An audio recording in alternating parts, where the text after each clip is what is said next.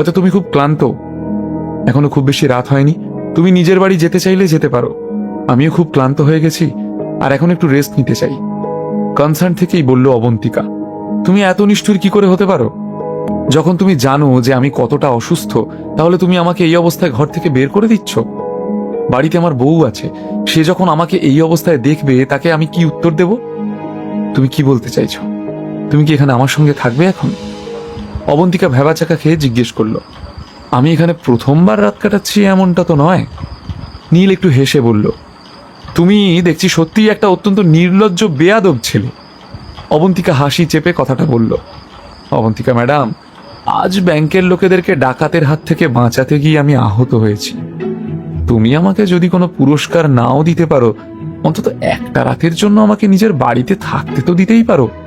কি আমি কি খুব বেশি কিছু চাইছি? নির্লজ্জের মতো নীল জিজ্ঞেস করল। অবন্তিকা একটু থেমে একটা লম্বা শ্বাস নিল, যেন সে খুব বড় একটা সিদ্ধান্ত নিতে চলেছে। আর তারপর বলল, তোমার সমস্ত হাঁটা চলা এই লিভিং রুম আর বাথরুম পর্যন্তই সীমাবদ্ধ। যদি তুমি কিছু উল্টোপাল্টা করার চেষ্টা করো, তাহলে আমি তোমাকে এমন শিক্ষা দেব যে সারা জীবন মনে রাখবে। এই কথা বলার পর অবন্তিকা ফার্স্ট এড বক্সের সমস্ত জিনিস গুছিয়ে রাখতে লাগলো। তোমার মুখে কি ভালো কোনো কথা আসে না? আমার বাড়িতে একটা বউ আছে, যদি এসব কথা কেউ শুনতে পায়, তাহলে সবাই ভাববে যে আমার চরিত্র খারাপ। আমি না জানি তোমার সঙ্গে কি কি করেছি। কথাগুলো বলতে বলতেও নীল অবন্তিকার দিকেই তাকিয়েছিল। অবন্তিকা অযথা কথা বলে সময় নষ্ট করতে চাইছিল না। মুখ ঘুরিয়ে নিজের ঘরে চলে গেল। নিজের ঘরে যাওয়ার পর জামা কাপড় বদলে অবন্তিকা স্নান করতে ওয়াশরুমে ঢুকলো। বাথরুমটা ছিল ঠিক বসার ঘরের কোনাকুনি। অবন্তিকার ওয়াশরুমটা ঘষা কাঁচের ছিল। কাঁচের ওয়াশরুমের ভেতরটা সাদা হয়ে গিয়েছিল গরম জলের বাষ্পে। নীল সোফায় আরাম করে শুয়ে থেকেও অবন্তিকার শরীরের অবয়ব দেখতে পাচ্ছিল। আদ্রিতার সাথে বিয়ে হওয়ার পরও কখনো নীলকে কাছে আসতে দেয়নি সে। নীলও কখনো জোর করেনি। কিন্তু আজ অবন্তিকার মায়াজালে বাঁধা পড়তে ইচ্ছে করছিল নীলের। ওর মাথায় অবন্তিকাকে নিয়ে নানা রকম দুষ্টু ভাবনা আসতে থাকলো, আর বারবার তার শরীরে শিহরণ জাগলো। নীল তাড়িয়ে তাড়িয়ে অবন্তিকার স্নানের দৃশ্য উপভোগ করছিল। তখনই হঠাৎ নীলের ফোন বেজে উঠল। খুব কষ্ট করে নিজেকে সংবরণ করলো সে। ফোনটা নিয়ে দেখলো শালিনীর টেক্সট। আসলে শালিনী সমানে টেক্সট করে যাচ্ছিল নীলকে। দুপুর থেকে এখনো পর্যন্ত সে অন্তত 100 বার টেক্সট করে ফেলেছে। হঠাৎ কি হলো? দোকানে আবার কোনো প্রবলেম হলো নাকি? এই কথা ভেবেই তাড়াতাড়ি শালিনীকে কল ব্যাক করলো নীল। ওপারে শালিনী ফোনটা তুলে খুব উত্তেজিত হয়ে বলল, নীল, শেষ পর্যন্ত তুমি আমার টেক্সটটা পড়েছো তাহলে? আরে আজকে আমি একটু কাজে ফেঁসে গিয়েছিলাম। নীল সোজাসুজি বলল শালিনীকে। কোনো সমস্যা হয়েছে কি? সাহায্য চাই? চিন্তিত স্বরে শালিনী জিজ্ঞেস করলো। এই কথা শুনতেই নীলের মুখ দুষ্টু হাসিতে ভরে গেল। কি ব্যাপার বলো তো? তুমি আমাকে নিয়ে এত চিন্তা করছো কেন শালিনী? তুমি আমাকে ভালোবেসে ফেলোনি তো? নীল জানতে পারল না যে এই কথা শুনতেই ফোনের অন্য প্রান্তে শালিনীর মিষ্টি মুখটা লজ্জায় লাল হয়ে উঠল। ঠোঁটের কোণে হাসি ফুটে উঠল ওর। স্বপ্ন দেখতে থাকো, স্বপ্ন। মুখে কথাগুলো বললেও বলতে বলতে খুবই লজ্জা পাচ্ছিল শালিনী। চিন্তা করো না, সকালের ঝামেলা মিটে গেছে। কথাটা বলতেই হঠাৎ নীলের কিছু একটা মনে পড়ল।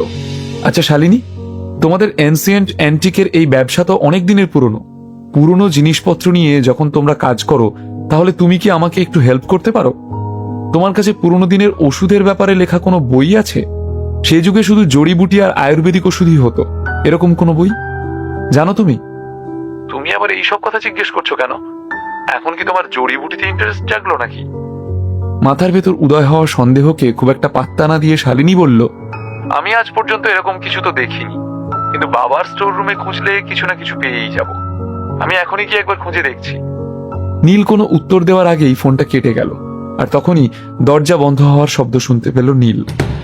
মুখ ঘুরিয়ে দেখলো অবন্তিকা স্নান সেরে নিজের চুল মুছতে মুছতে বাথরুম থেকে বেরিয়ে এসেছে। তুমি কার সঙ্গে কথা বলছো? অবন্তিকা নিচু গলায় জিজ্ঞেস করলো। শালিনী, তুমি কি ওকে চেনো? নীল একটু হেসে বলল, আমি ওকে বলেছি যে আমি পুরনো দিনের ওষুধ সম্পর্কে জানতে চাই।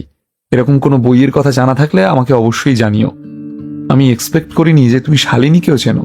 তাছাড়া এই বই দিয়ে তুমি কি করবে? অবন্তিকা সারপ্রাইজড হয়ে জিজ্ঞেস করলো। তখনই নীল নিজের পকেট থেকে একটা শিশি বের করলো। সেই শিশিতে 5টা ওষুধ রাখা ছিল। বাহ, খুব ভালো। এবার তুমি এই ওষুধের ব্যবসা শুরু করো, বুঝলে? এমনিতেও স্মল ফেজে তো শুরু করেই দিয়েছো।